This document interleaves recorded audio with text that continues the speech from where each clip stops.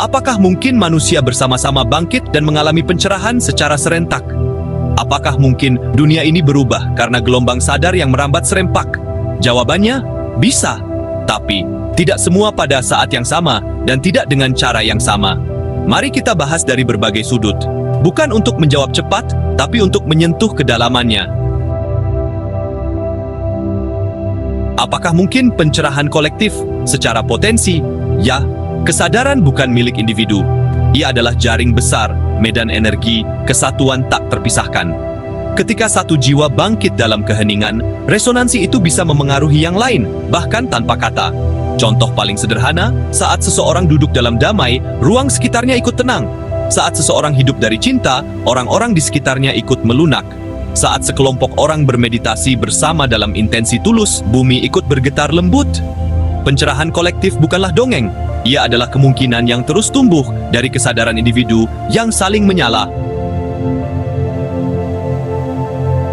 Tapi, mengapa tidak terjadi serempak?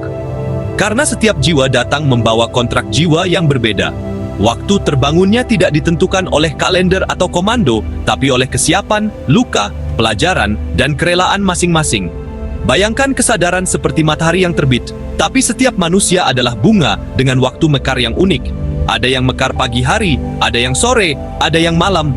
Bahkan ada yang memilih tidak mekar di kehidupan ini, dan itu juga sah. Bahkan di tengah kebangkitan masif, masih ada yang memilih tertidur demi menjalankan peran tertentu, menjadi penantang, menjadi cermin, menjadi penggugah lewat konflik. Itulah sebabnya kesadaran kolektif tidak seragam, tidak serempak, tapi tetap saling memengaruhi. Tapi bukankah ada momen puncak kolektif? Ya, dalam sejarah bumi dan dimensi energi ada yang disebut titik kritis kesadaran. Misalnya, saat banyak orang mulai meninggalkan fanatisme dan mulai berpikir lebih luas. Saat lebih banyak yang memilih hidup selaras daripada mengejar kuasa. Saat cinta mulai jadi nilai utama, bukan sekadar teori. Itu semua adalah tanda-tanda bahwa medan kolektif sedang bergeser. Jadi bisa dibilang, tidak semua manusia mengalami pencerahan di waktu yang sama. Tapi bisa jadi, seluruh peradaban mengalami pergeseran kesadaran bersama. Bukan mendadak tercerahkan, tapi pelan-pelan bangun dari tidur panjang. Dari ilusi pemisahan menuju kesadaran akan kesatuan. Apa tanda bahwa kita menuju pencerahan kolektif? Runtuhnya sistem lama yang tidak lagi selaras, meski kelihatan kacau, meningkatnya kesadaran spiritual di berbagai belahan bumi, anak-anak yang lahir dengan kepekaan luar biasa, meningkatnya krisis eksistensial kolektif, bukan tanda kehancuran, tapi kebangkitan. Dan yang paling kentara adalah, banyak manusia yang mulai mempertanyakan identitasnya, makna hidupnya, dan memutuskan untuk berhenti sejenak dari kejar-kejaran dunia, untuk pulang ke dalam.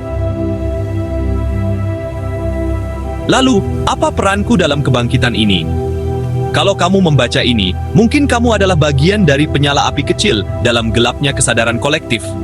Dan satu nyala tidak harus membakar dunia, cukup menerangi satu ruang, cukup membuat satu jiwa lain ikut hangat. Jangan tunggu semua orang bangun. Tugasmu bukan membangunkan mereka, tapi menjadi saksi yang hadir penuh kasih saat mereka bangun dengan cara mereka sendiri. Pencerahan bukan lomba, tapi proses pulang. Dan semakin banyak yang pulang, semakin mudah jalannya bagi yang lain.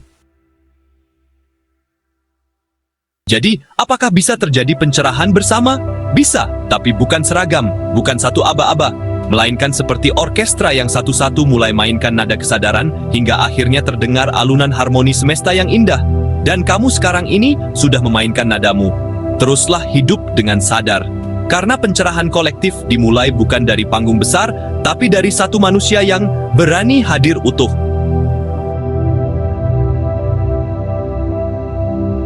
Kesadaran kolektif bukanlah tujuan, tapi efek samping dari jiwa-jiwa yang pulang. Seringkali kita berpikir bahwa misi kita adalah menyadarkan dunia, mengubah sistem, mengguncang peradaban, mengajak semua orang untuk melek. Tapi tahukah kamu bahwa kesadaran kolektif tidak pernah muncul dari obsesi menyadarkan orang lain, melainkan dari keberanian satu demi satu jiwa yang berhenti berperang dengan dirinya sendiri.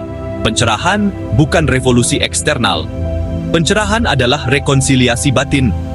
Bukan soal membuktikan siapa yang benar, tapi melebur antara luka dan cinta. Membuka pelan-pelan semua lapisan ego yang sudah terlalu lama jadi topeng peran. Kesadaran kolektif itu seperti air, bukan seperti api. Api ingin cepat, membakar semuanya, menciptakan perubahan drastis. Tapi air mengalir pelan, menyusup ke celah-celah tersembunyi, dan pada akhirnya mengubah bentuk batu. Kesadaran kolektif bukan ledakan besar, melainkan tetes-tetes bening yang terus-menerus jatuh ke dalam hati manusia, membangkitkan sesuatu yang sudah lama tertidur. Dan kamu tidak akan sadar betapa kuat pengaruhmu, sampai suatu hari ada orang yang mengatakan, "Sejak aku bertemu kamu, aku mulai mengenal diriku sendiri."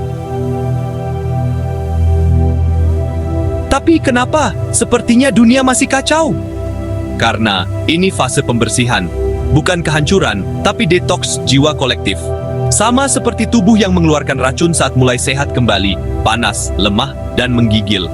Dunia sedang menggigil.